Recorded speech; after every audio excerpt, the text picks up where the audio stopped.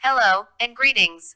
I am Valerie 900 or V900 for short, and I will be periodically assisting Night Owl in some of her videos, as well as providing commentary on a variety of subjects. First off, I just want to let you know that I am human, and my name really is Valerie. I am 29 years old from Rochester, New York. I am using the name Valerie 900 on this channel because I am using a synthetic voice, and because it makes me sound a bit like a robot. So I just embraced it. After all, if Stephen Hawking can use a robot voice to talk with, then why can't I do it too? Ha ha. Although, the main reason I am using a synthetic voice is because I have a medical condition called dysarthria. I have had this condition to some extent for most of my life, although the symptoms have gotten worse over time. Dysarthria is a neurological condition that can cause a person's speech to become distorted or slurred, to the point people have a hard time understanding them. Since I intend on having discussions with Night Owl on a variety of subjects, I wanted to make sure that I was clearly understood, and using a synthetic voice is the most practical way I could do that. If for some reason, you do not like my use of a synthetic voice, then please skip the videos that I am in. My name will be in the title of the videos that I am a part of, that way you can skip them if you want. It's not like I'm going to cry or anything. Okay, I probably will cry. Ha ha. Just kidding, I'm just glad to be a part of this channel and have the opportunity to voice my opinion about things that I have been wanting to talk about for years.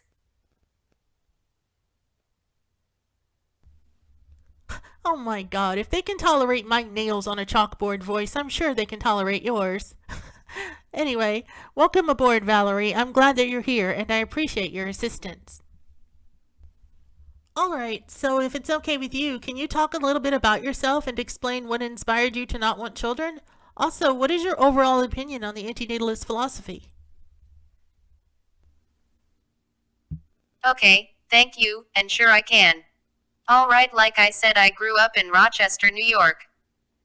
My mother died when I was young, so I was raised by my father, but we were never really close because he started drinking after my mom died. He would treat me and my big brother like crap, and was often neglectful and verbally abusive. My relationship with my father improved though after he eventually stopped drinking, but by then I was a teenager. When I was 20 years old, my older brother died of a drug overdose. They said it looked like an accidental overdose, but I never really believed that, because a week before his body was found he had given away his motorcycle. I didn't understand at the time why he would just give it away like that. It was that, and the fact that he often struggled with depression, that led me to believe that the overdose was intentional. My dad and I both searched for a letter that my brother may have left behind, but nothing was ever found. Not long after that, my dad started drinking again. My dad and I don't communicate as much as we used to, because he still drinks heavily, and spends most of his time upset and angry at the world. Like you said in one of your videos, this world has a way of breaking people. I'm really sorry that you and your family went through all of that. Sometimes life just doesn't know when to let up. Many times, right after a bad thing happens to us, and just as we are beginning to recover from it, life takes another hot, steamy dump right on the top of our heads. You just cannot truly protect someone from harm. It's just inevitable. If somehow people could really, truly understand that, then I doubt anyone would want to have kids, and there would be no more future victims brought into this world. I agree, but people really don't like it when you tell them things like that. My ex-boyfriend decided to call it quits the moment he realized I was serious about not wanting to have kids.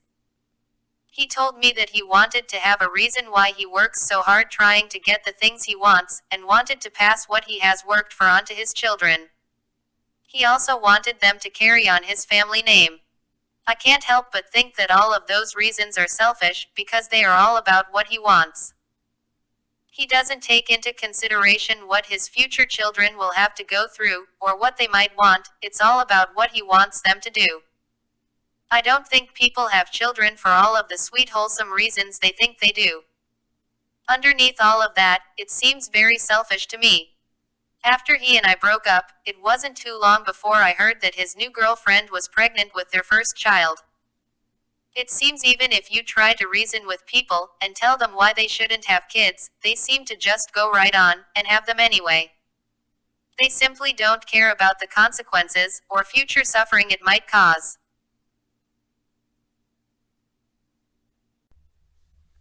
Yeah, I lost a partner over the same thing, although I wouldn't call it lost, more like relieved of. They wanted the typical white picket fence, yard full of kids, American dream that a lot of people are still chasing after here in America. It's slowly becoming more and more apparent to more people, though, that the American dream is just that, a dream, not a reality for most people. I agree, but the whole not wanting kids thing is definitely still a deal breaker for most people. Even after I told my ex that I did not want to have children because there was a chance I could pass in my neurological condition to them, he was still persistent. He said that it was only a small chance, and even if they did inherit it, that it wasn't life-threatening. I told him that it doesn't matter if it's life-threatening or not, I just don't want someone else to suffer when they don't need to. I suffered a lot of bad seizures when I was a child, so I wouldn't want a child that I brought into this world to suffer in the same way, especially if I knew that it was my fault that they were here suffering in the first place. That's not even counting all of the other things that could happen to them. It doesn't matter what reason people come up with, it's just not worth gambling with someone else's life like that. I think back to what happened with my family, and I wouldn't want someone else to have to go through that. Even if my own child didn't suffer the same way I did, they would still have problems and challenges they would have to face on their own eventually.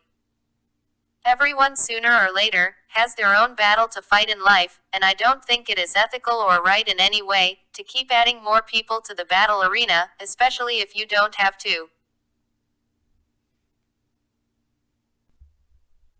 I wish more people put as much thought into the future lives of their children as you do.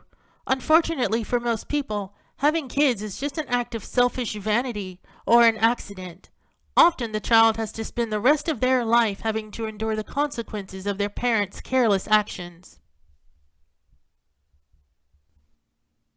Exactly, that's why I think that the antinatalist philosophy is a very compassionate one. It's a shame more people don't understand it. Which is why I wish to continue to discuss it, as well as many other topics with you in the future.